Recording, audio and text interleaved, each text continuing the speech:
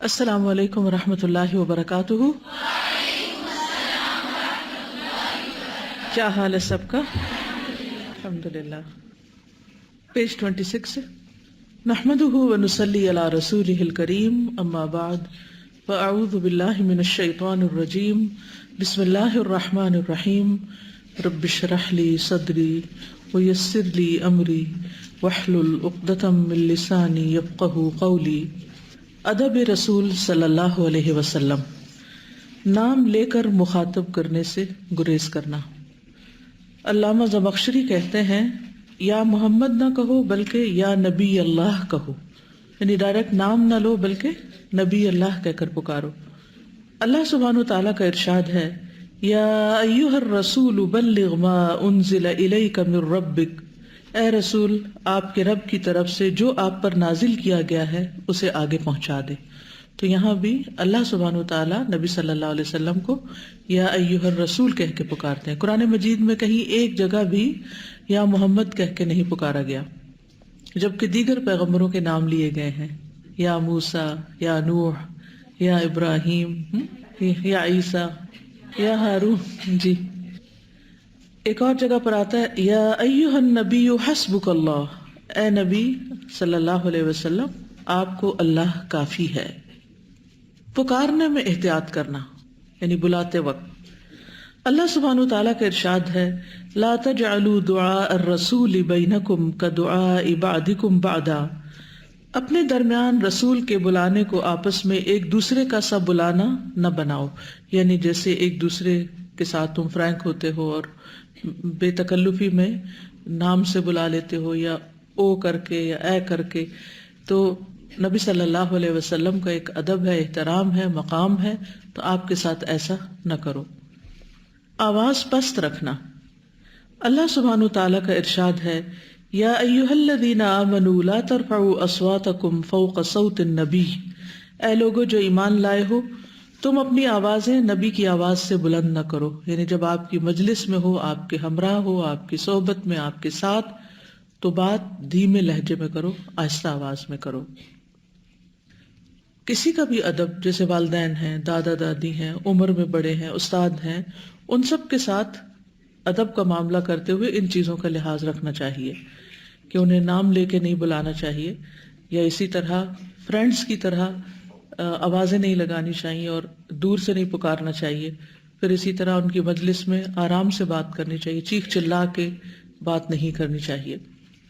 آپ صلی اللہ علیہ وسلم پر درود و سلام کا حکم بھیجنا۔ اللہ سبحانہ وتعالیٰ کا ارشاد ہے ان اللہ وملائکتہ یصلون علی النبی یا ایھا الذین آمنوا صلوا علیہ وسلموا تسلیما، بے شک اللہ اور اس کے فرشتے نبی پر درود بھیجتے ہیں، تو اے لوگو جو ایمان لائے ہو تم بھی ان پر کثرت سے درود اور سلام بھیجو۔ تو ایک دفعہ دل میں پڑھ لیجئے درود ابراہیمی۔ اللہم صلی علی محمد۔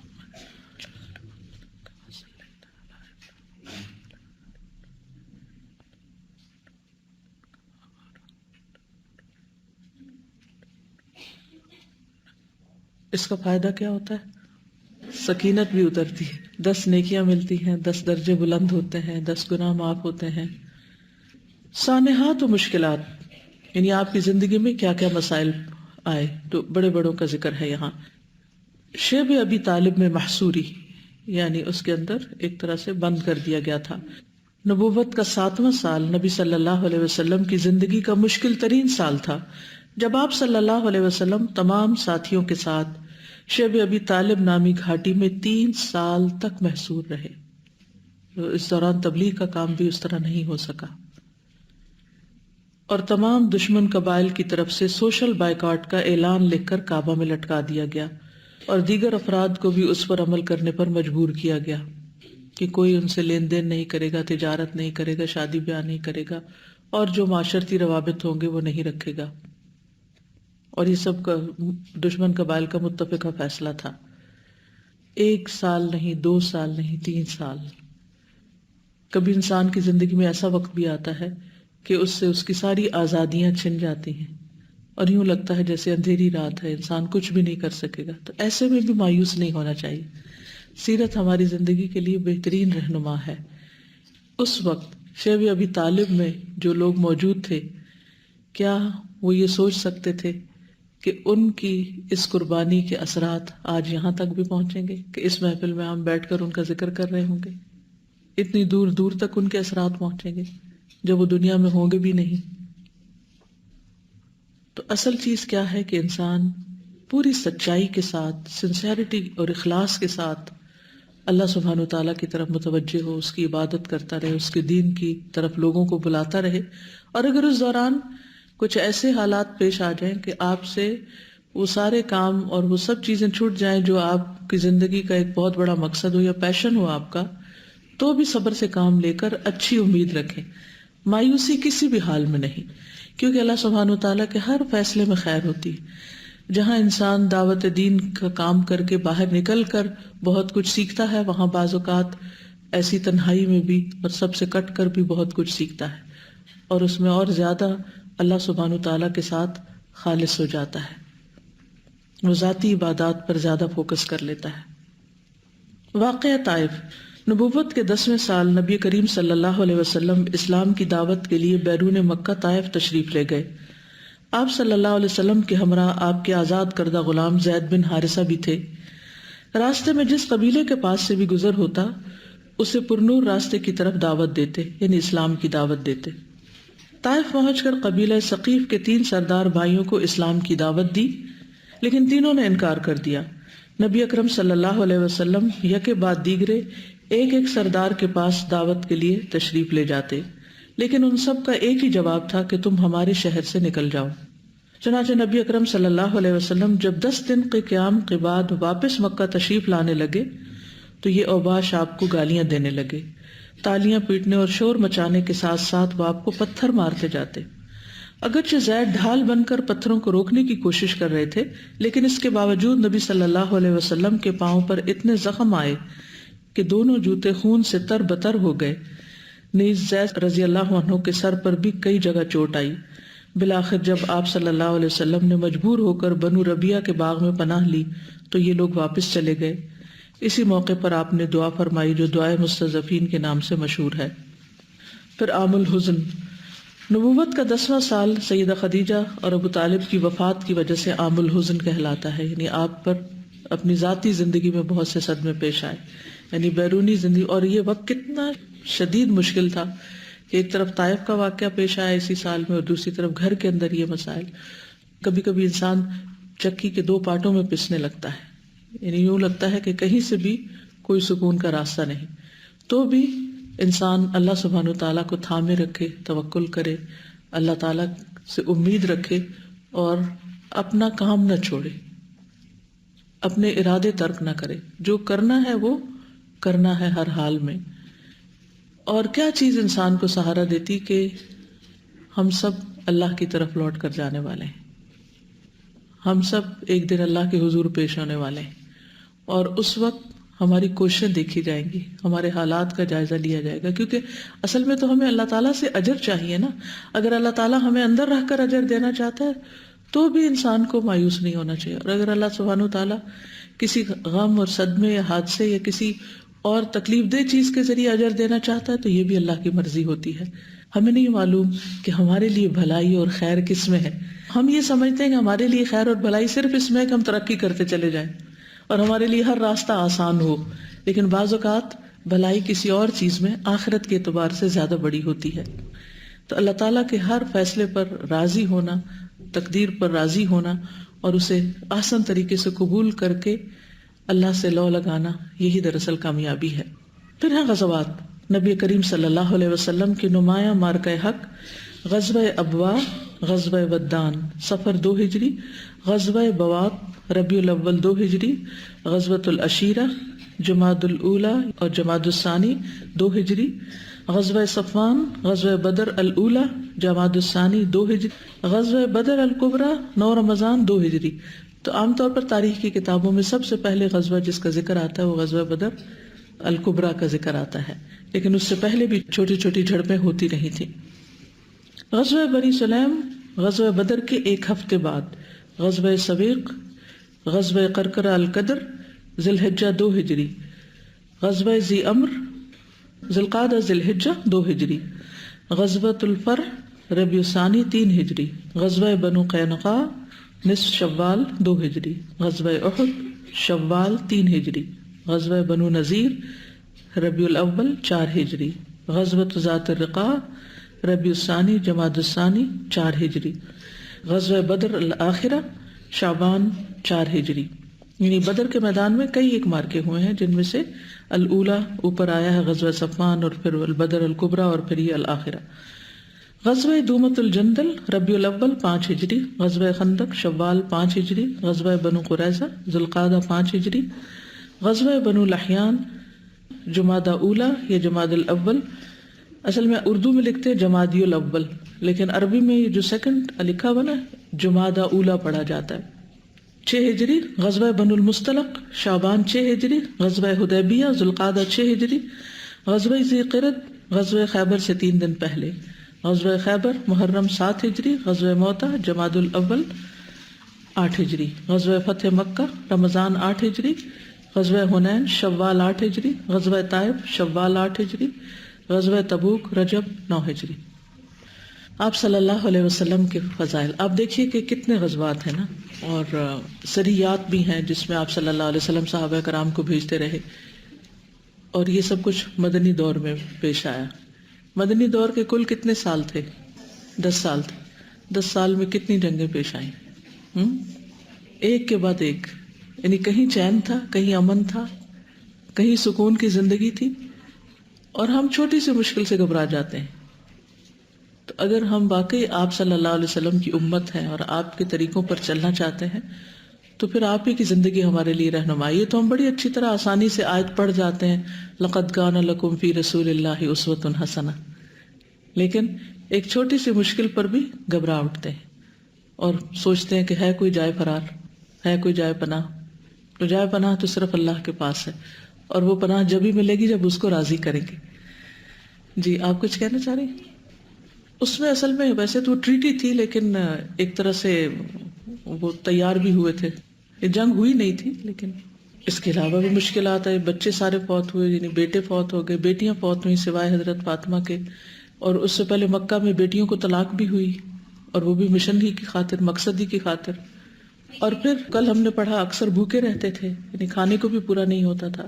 اتنے ساتھی بھی شہید ہوئے، قریبی بھی، اور فوتگیاں بھی ہوئیں، اور شادیاں بھی ہوئیں، سب کچھ ہوا، لیکن کام نہیں چھوٹا، کیونکہ آخرت کے لیے جی رہے تھے۔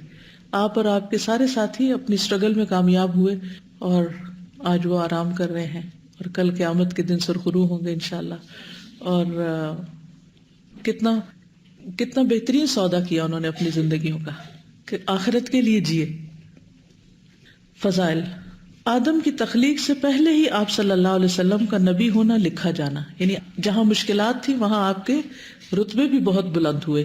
تو کیا کیا آپ کو مقامات ملے؟ سب سے پہلے تو یہ کہ آپ کا نبی ہونا، اور خاتم النبیین ہونا، اور نبیوں کا سردار ہونا، اور نبوت کا تعین ہونا بہت آغاز میں ہی۔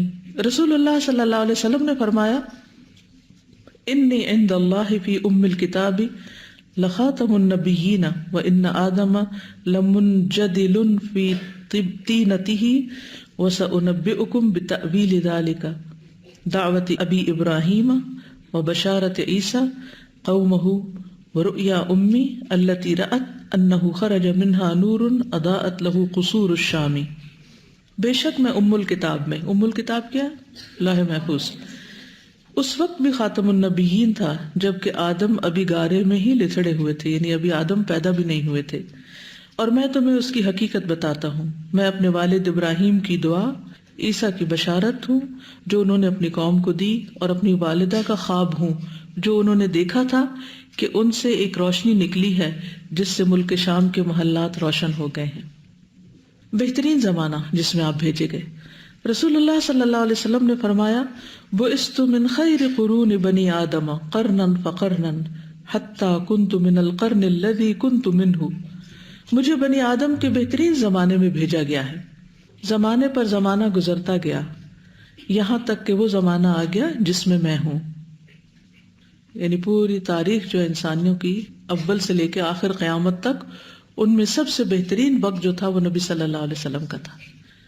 بہترین خاندان سیدنا واثلہ بن اسقا فرماتے ہیں کہ میں نے رسول اللہ صلی اللہ علیہ وسلم کو فرماتے ہوئے سنا، اللہ عز و جل نے اسماعیل علیہ السلام کی اولاد میں سے کنانہ کو چنا، اور کنانہ میں سے قریش کو چنا، اور قریش میں سے بنی ہاشم کو چنا، اور بنی ہاشم میں سے مجھے چنا۔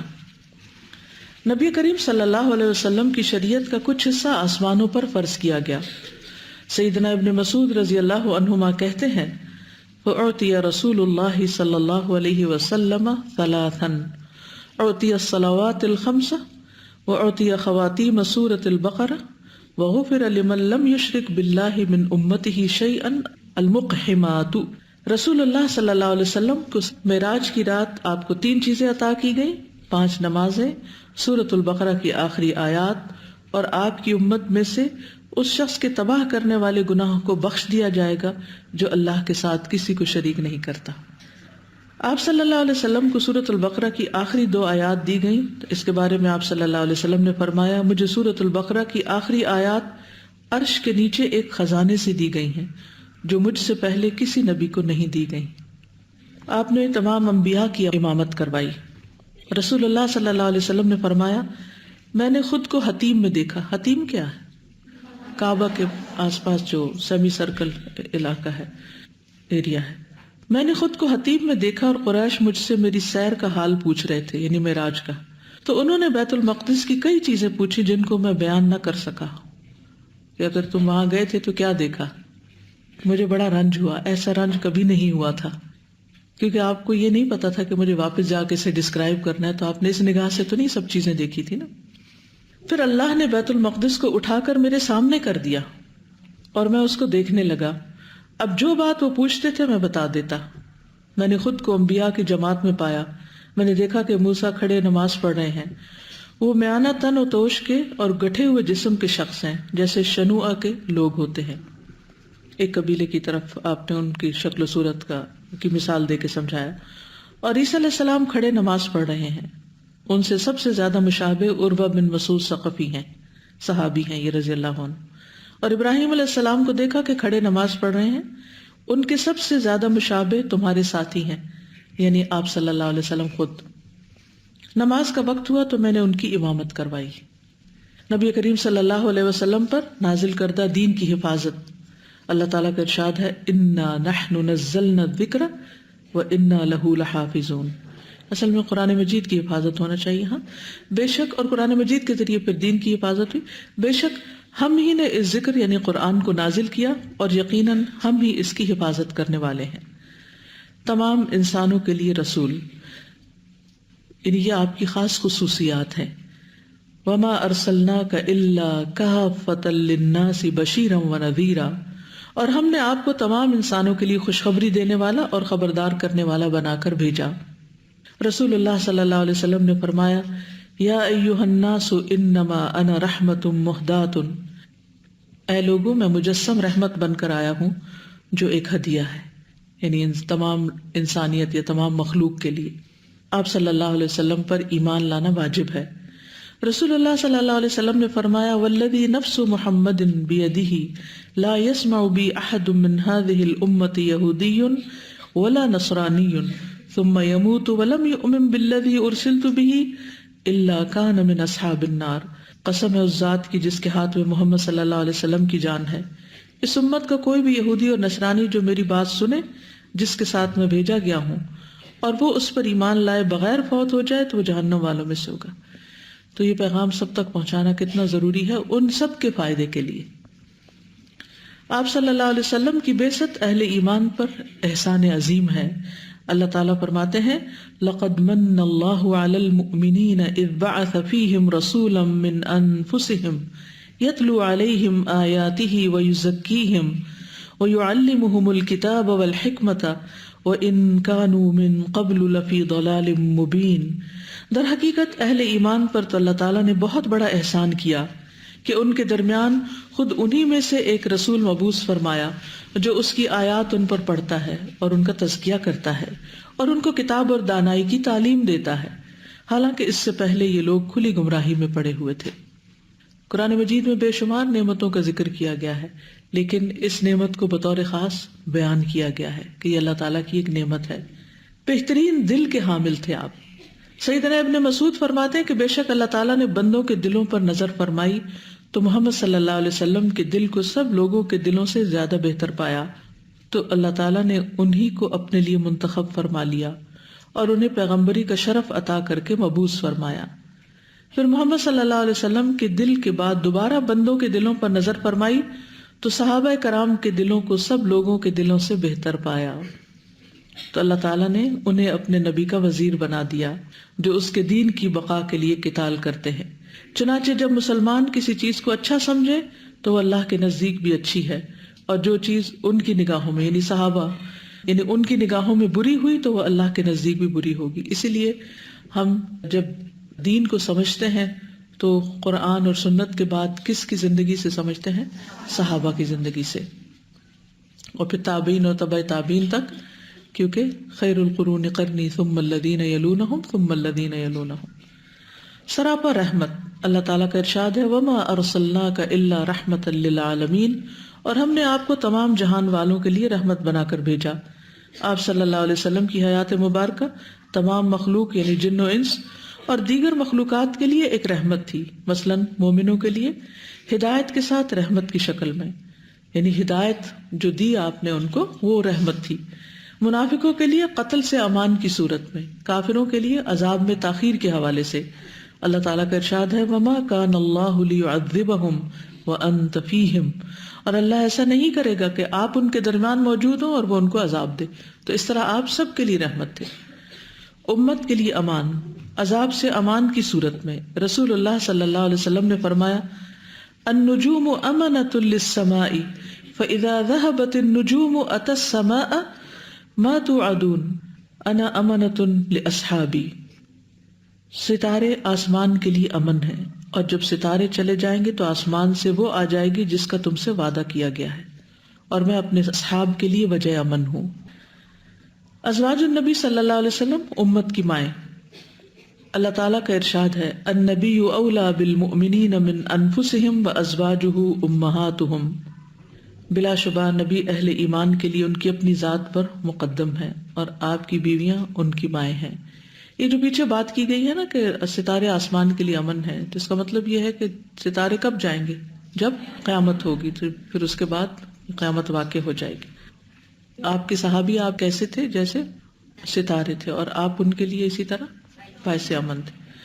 آپ صلی اللہ علیہ وسلم پر بیویوں کے درمیان عدل کرنا فرض نہ تھا. قرآن مجید میں آتا ہے ترجی من تشاء منہن وتؤوی الیک من تشاء ومن ابتغیت ممن عزلت فلا جناح علیک. جس بیوی کو چاہے علیحدہ رکھیں اور جس کو چاہے اپنے پاس رکھیں، اور جس کو آپ نے علیحدہ کر دیا ہو اگر اس کو پھر اپنے پاس طلب کر لیں تو آپ پر کچھ گناہ نہیں، جبکہ باقی لوگوں کے لیے عدل فرض ہے. لیکن اس کے باوجود بھی آپ صلی اللہ علیہ وسلم نے عدل کیا. آپ صلی اللہ علیہ وسلم کی شریعت قیامت تک رہے گی. رسول اللہ صلی اللہ علیہ وسلم نے فرمایا والذی نفس محمد بیدہ لو بدا لکم موسیٰ فاتبعتموہ وترکتمونی لضللتم عن سواء السبیل ولو کان حیا وادرک نبوتی لاتبعنی. اس ذات کی قسم جس کے ہاتھ میں محمد صلی اللہ علیہ وسلم کی جان ہے، اگر آج موسیٰ تشریف لے آئیں اور تم لوگ میری بجائے ان کی اتباع شروع کر دو تو تم سیدھی راہ سے گمراہ ہو جاؤ گے. اور اگر موسیٰ علیہ السلام زندہ ہوتے اور میری نبوت کا زمانہ پاتے تو وہ بھی میری ہی اتباع کرتے. جس سے کیا پتہ چلتا ہے کہ آپ کی شریعت کے ہوتے ہوئے دوسری شریعتیں منسوخ ہوں گی. سیدنا ابو حازم بیان کرتے ہیں کہ میں ابو ہریرہ رضی اللہ عنہ کی مجلس میں 5 سال تک بیٹھا ہوں. میں نے انہیں نبی صلی اللہ علیہ وسلم کی یہ حدیث بیان کرتے ہوئے سنا. آپ نے فرمایا کانت بنو اسرائیل تسوسہم الانبیاء کلما ہلک نبی خلفہ نبی وانہ لا نبی بعدی وسیکون خلفاء فیکثرون. بنی اسرائیل کے انبیاء ان کی سیاسی رہنمائی بھی کیا کرتے تھے. تسوسہم، جب بھی ان کا کوئی نبی فوت ہو جاتا تو اس کی جگہ دوسرا آ جاتا. بے شک میرے بعد کوئی نبی نہیں، اور ان قریب نائب ہوں گے جو بہت ہوں گے. اور وہ کون ہوں گے؟ کون؟ علماء. العلماء ورثۃ الانبیاء. دیگر انبیاء پر 6 فضیلتیں. رسول اللہ صلی اللہ علیہ وسلم نے فرمایا فضلت علی الانبیاء بست اعطیت جوامع الکلم ونصرت بالرعب وأحلت لي المغانم وجعلت لي الأرض طهورا ومسجدا وأرسلت إلى الخلق كافة وختم بي النبيون. مجھے انبیاء پر 6 باتوں میں فضیلت دی گئی ہے. مجھے جامع کلمات دیے گئے ہیں. دشمن پر روب کے ساتھ میری مدد کی گئی ہے. میرے لیے مال غنیمت حلال کیا گیا جو کہ پہلی امتوں کے لیے نہیں تھا. ساری زمین میرے لیے پاک اور مسجد بنائی گئی ہے. مجھے ساری مخلوق کی طرف رسول بنا کر بھیجا گیا ہے اور نبوت کا سلسلہ مجھ پر ختم کر دیا گیا ہے. اللہ کے دوست رسول اللہ صلی اللہ علیہ وسلم نے فرمایا الا انی ابرأ الی کل خل من خلہ ولو کنت متخذا خلیلا لاتخذت ابا بکر خلیلا ان صاحبکم خلیل اللہ. آگاہ ہو جاؤ، بے شک میں ہر ایک دوست کی دوستی سے برات کا اعلان کرتا ہوں، اور اگر میں کسی کو اپنا دلی دوست بناتا تو ابو بکر کو بناتا، لیکن تمہارے ساتھی یعنی محمد صلی اللہ علیہ وسلم اللہ کے دوست ہیں، تو اس لیے بندوں کی دوستی نہیں. شاہد، بشیر اور نذیر. اللہ تعالیٰ کا ارشاد ہے یا ایھا النبی انا ارسلناک شاہدا ومبشرا ونذیرا. اے نبی، ہم نے آپ کو گواہی دینے والا، خوشخبری دینے والا اور خبردار کرنے والا بنا کر بھیجا. روشن چراغ. اللہ تعالیٰ کا ارشاد ہے وَدَاعِيًا إِلَى اللَّهِ بِإِذْنِهِ وَسِرَاجًا مُنِيرًا، اور اللہ کے اذن سے اللہ کی طرف دعوت دینے والا اور روشن چراغ بنا کر بھیجا ہے. بلند ذکر. اللہ تعالیٰ فرماتے ہیں وَرَفَعْنَا لَكَ ذِكْرَكَ، اور ہم نے آپ کا ذکر بلند کیا. سیدنا ابن عباس رضی اللہ عنہما نے اس آیت کا مطلب بیان کرتے ہوئے کہا کہ آذان، اقامت، تشہد، جمعہ اور عیدین کے خطبوں نیز خطبہ نکاح میں مشرق سے مغرب تک اللہ تعالیٰ کے نام کے ساتھ آپ صلی اللہ علیہ وسلم کا نام لیا جاتا ہے. یہ بھی کہا گیا کہ اس سے مراد ہے کہ ہم نے آپ کا ذکر فرشتوں کے ہاں، آسمانوں میں اور زمین میں اور مومنوں کے نزدیک اور قیامت کے دن بھی آپ کا ذکر بلند کریں گے اور آپ کو بلند درجات اور مقام محمود سے نوازا جائے گا انشاءاللہ. اگلے پچھلے قصور معاف کر دیے گئے آپ کے. اللہ سبحانہ وتعالیٰ کا ارشاد ہے انا فتحنا لک فتحا مبینا لیغفر لک اللہ ما تقدم من ذنبک وما تأخر. بے شک ہم نے آپ کو کھلی فتح عطا فرمائی تاکہ اللہ آپ کی اگلی پچھلی تمام کمی بیشی سے درگزر فرمائے. خاتم النبیین. رسول اللہ صلی اللہ علیہ وسلم نے فرمایا مثلی و مثل الانبیاء من قبلی کمثل رجل بنا بنیانا فاحسنہ واجملہ الا موضع لبنة من زاویة من زوایاہ فجعل الناس یطوفون به ویعجبون له ویقولون هلا وضعت هذه اللبنة قال فانا اللبنة وانا خاتم النبیین. میری مثال اور مجھ سے پہلے انبیاء کی مثال ایسی ہے جیسے کسی شخص نے ایک عمارت بنائی ہو اور اسے بہترین اور خوبصورت بنایا ہو، لیکن اس کے گوشوں میں سے کسی ایک گوشے یعنی کونے میں ایک اینٹ کی جگہ چھوڑ دی تو لوگ اس کے ارد گرد چکر لگاتے ہیں اور تعجب کرتے ہوئے کہتے ہیں کہ یہ اینٹ کیوں نہیں رکھی گئی. آپ صلی اللہ علیہ وسلم نے فرمایا تو میں وہ آخری اینٹ ہوں اور میں ہی آخری نبی ہوں. اور اس طرح نبوت کی عمارت آپ سے مکمل ہو گئی. رسول اللہ صلی اللہ علیہ وسلم کو جنت اور دوزخ کا دکھایا جانا. حدیث معراج میں سیدنا حذیفہ بن یمان سے روایت ہے، وہ کہتے ہیں فلم یزائل ظہرہ هو وجبریل حتی اتیا بیت المقدس وفتحت لہما ابواب السماء ورأیا الجنت والنار. رسول اللہ صلی اللہ علیہ وسلم اور جبریل علیہ السلام اس براق کی پیٹھ سے جدا نہیں ہوئے یہاں تک کہ وہ دونوں بیت المقدس پہنچے، یعنی درمیان میں کہیں سٹاپ نہیں لیا. ان دونوں کے لیے آسمان کے دروازے کھول دیے گئے، پھر ان دونوں نے جنت اور جہنم کو دیکھا.